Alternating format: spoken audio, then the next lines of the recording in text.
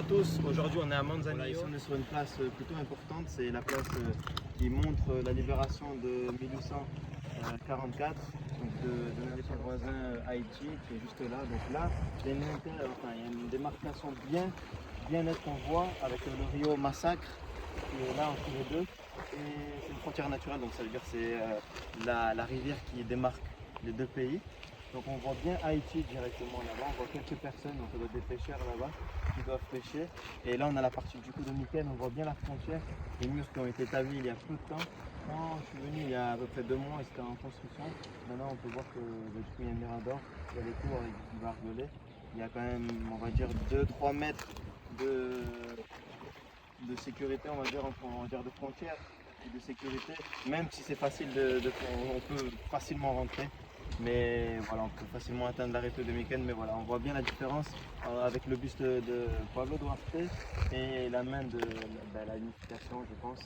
Et voilà, après on voit les maisons traditionnelles. Une place vraiment très belle, très typique de la République dominicaine avec beaucoup de couleurs. Et voilà. Salut à tous, du coup voilà, bienvenue à Manzanillo, donc à la frontière avec Haïti. Donc là voilà, ce mur a été fait récemment, hein, il y a moins d'1 an. On peut voir que tout est neuf.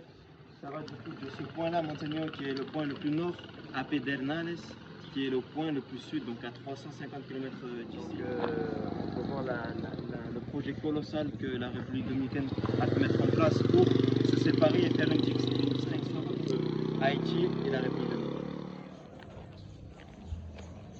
Donc comme on peut le voir actuellement, toutes les maisons sont différentes, il y a beaucoup de budgets différents.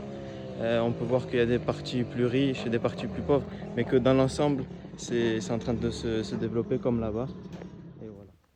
Voilà, ici nous pouvons voir l'hôtel 8 qui a été établi pour accueillir les ingénieurs et les travailleurs pour la nouvelle centrale électrique de Manzanillo. Donc oui, c'est une zone où il y a très peu d'infrastructures, donc l'hôtel 8 sera un endroit pour pouvoir accueillir ces travailleurs et dynamiser la région.